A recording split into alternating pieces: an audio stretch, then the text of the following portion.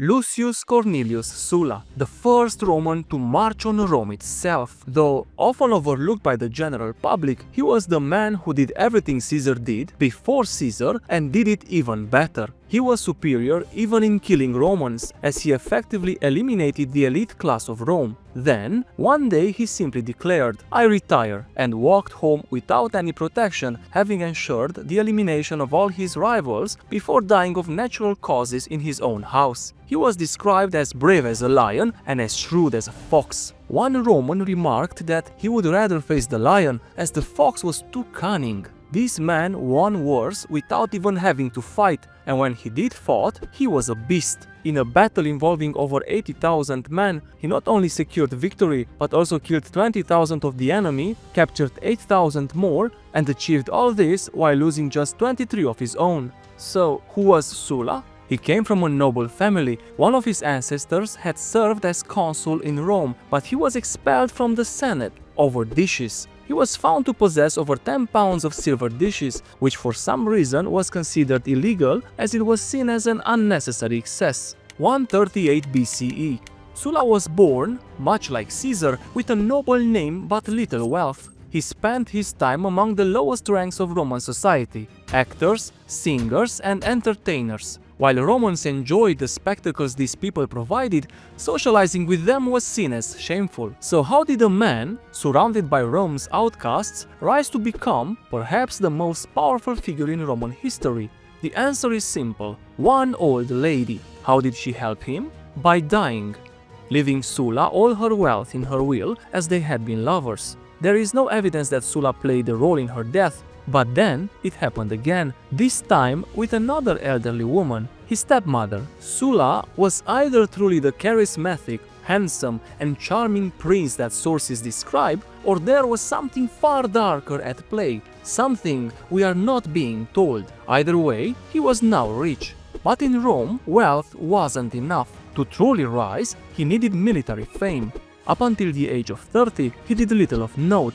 He partied, drank heavily, and didn't even bother to serve in the military. 108 BCE. Sulla decided he wanted to make an impact and was elected quaestor, a position responsible for managing Rome's finances, ensuring there was enough money to pay soldiers, fund construction projects, and handle various other expenses. Normally, military experience was required for this role, but because Sulla was wealthy and had a prestigious family name, an exception was made. He was assigned to serve under the legendary Gaius Marius, Rome's greatest general at the time, and the very man who would later become Sulla's most vicious rival.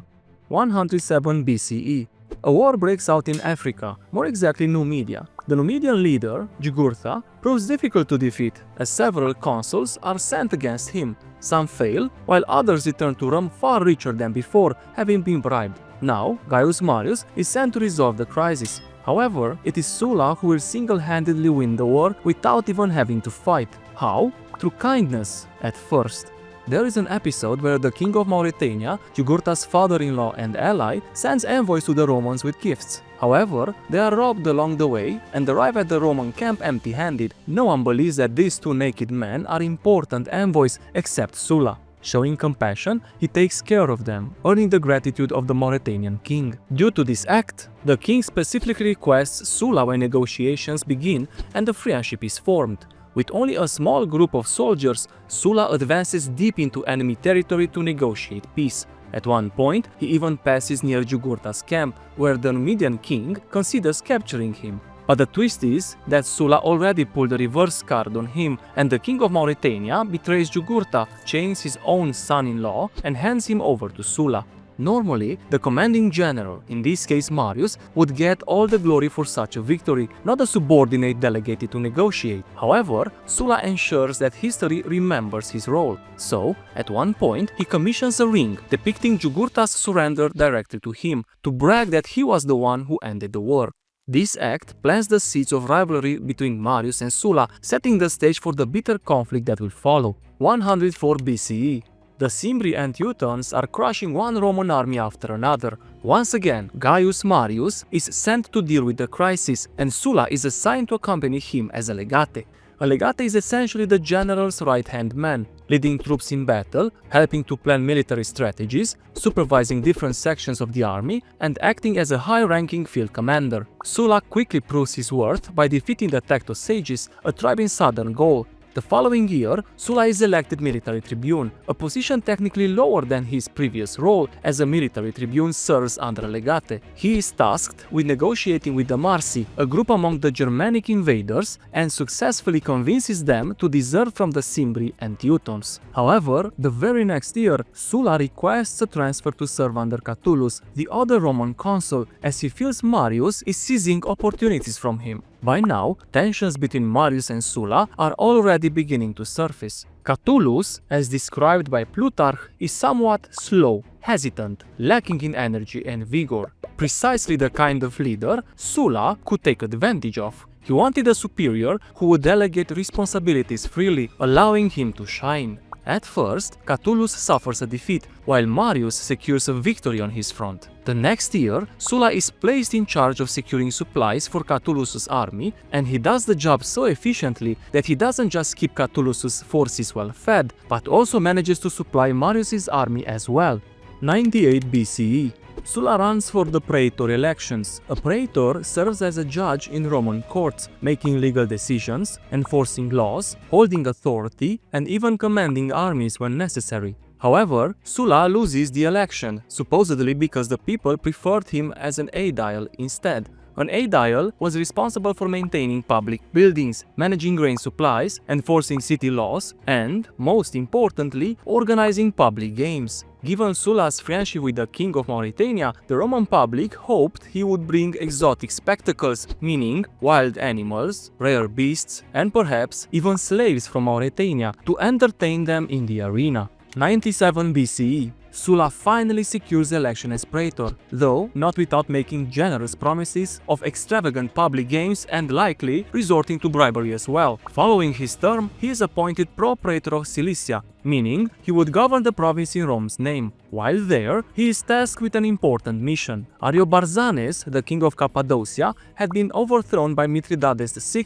and it was Sulla's task to restore him to the throne. Unfortunately, we have little detailed information about this campaign, but what we do know is that Sulla succeeded, despite having a small, poorly equipped army for the job.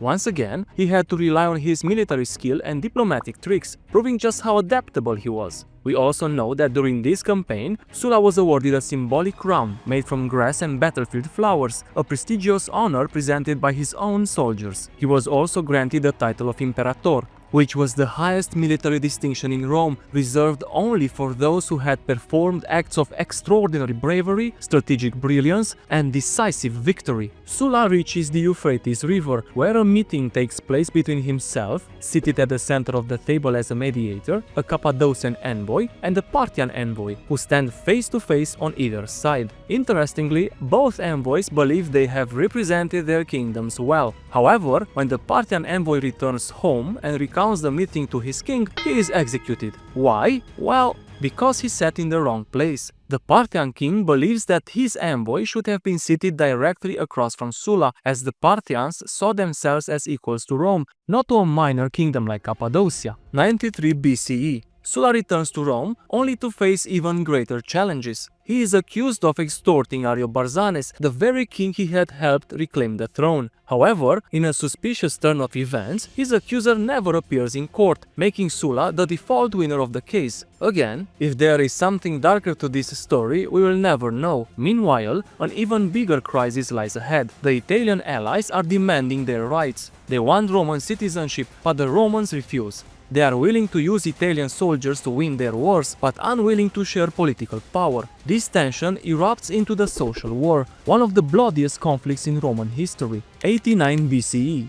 Although Sulla was officially a legate, he managed to secure command of his own army and laid siege to Pompeii. During the campaign, an incident occurs where some soldiers kill their commander. Instead of punishing them, Sulla just forgives them. A decision that could have come from three possible reasons. He secretly wanted the commander gone and was pleased with the outcome. He feared that if he was too harsh, he might suffer the same fate, or, the most likely reason, he aimed to manipulate the soldiers. Instead of punishing them, he cleverly made them feel guilt. telling them he expected them to redeem themselves with bravery in the next battle. This episode highlights Sulla's complexity given his ability to turn a bad situation to his advantage through psychological tactics. Once Pompey falls, Stabiae and Aeclanum follow. Then Sulla defeats the Hirpini nation before turning northward, routing the Samnite army and capturing their capital, Bovianum.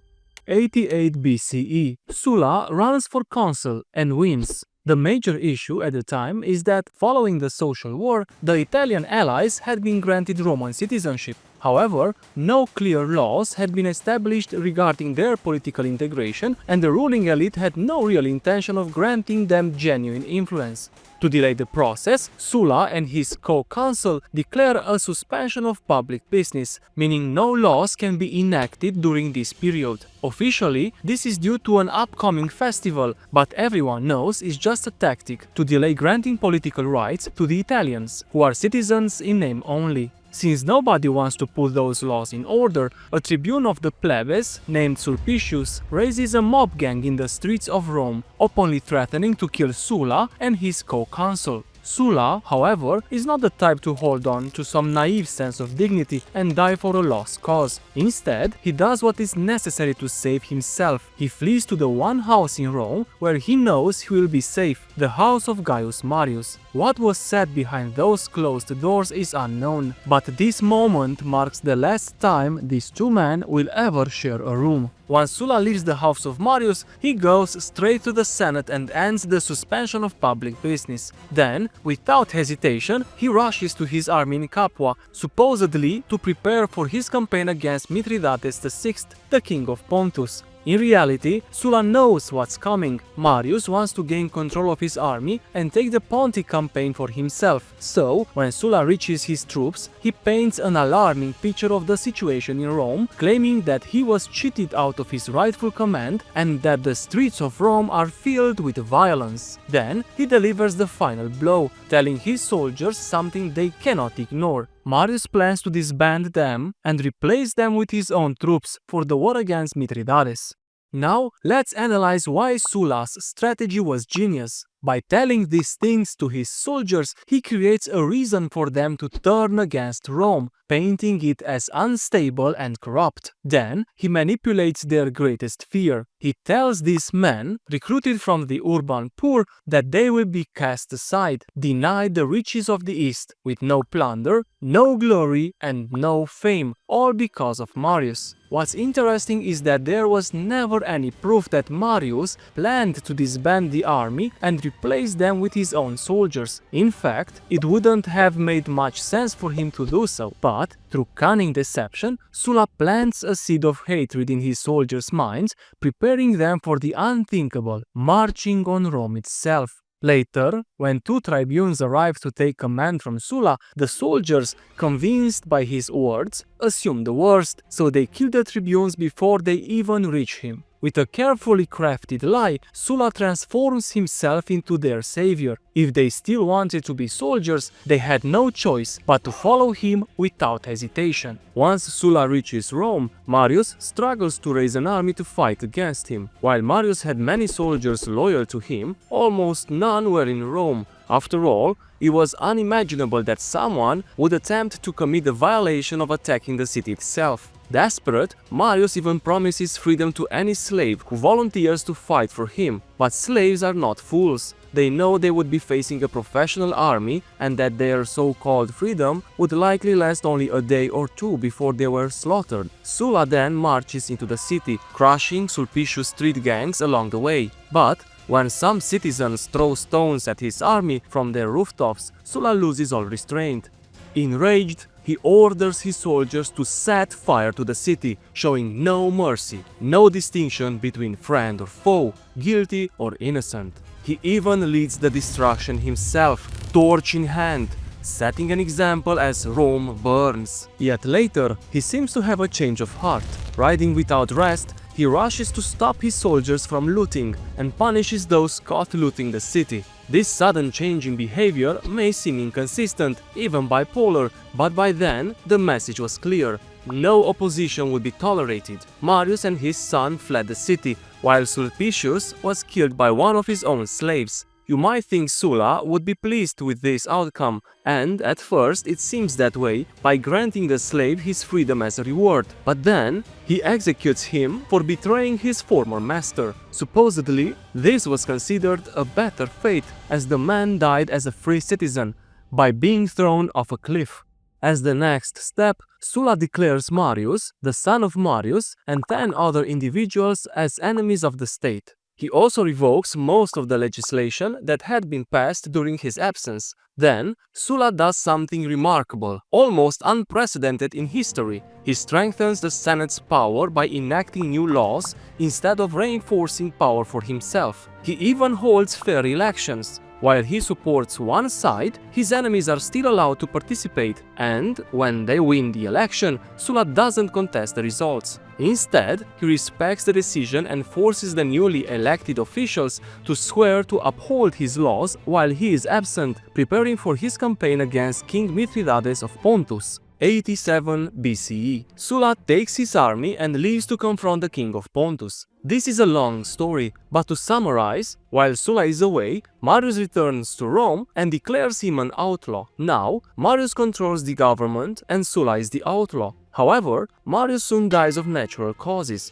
Meanwhile, Sulla is furious with the Greeks for betraying Rome. Needing funds for his army, he sacks the Oracle of Delphi. When people express outrage, he simply claims that he is a servant of the gods and that the gods are just lending him money. To make good on his promise, he later forces another city to refill Delphi's treasury through taxation as a punishment, effectively turning his plunder into a forced loan, so he kept his word. Sulla battles both the Greeks and the king of Pontus, who are allied against him. Instead of rushing back to Rome, where his friends and allies are being slaughtered, he takes the time to stabilize the region. Why? Because he needs to return with a victory, so he can justify his second attack on Rome. His plan is clear. When he finally marches on Rome, he will portray himself and his army as Rome's true champions, men who fought and won great victories, only to be branded as traitors. And when the moment comes, he fuels the people's outrage over this injustice, setting the stage for his return.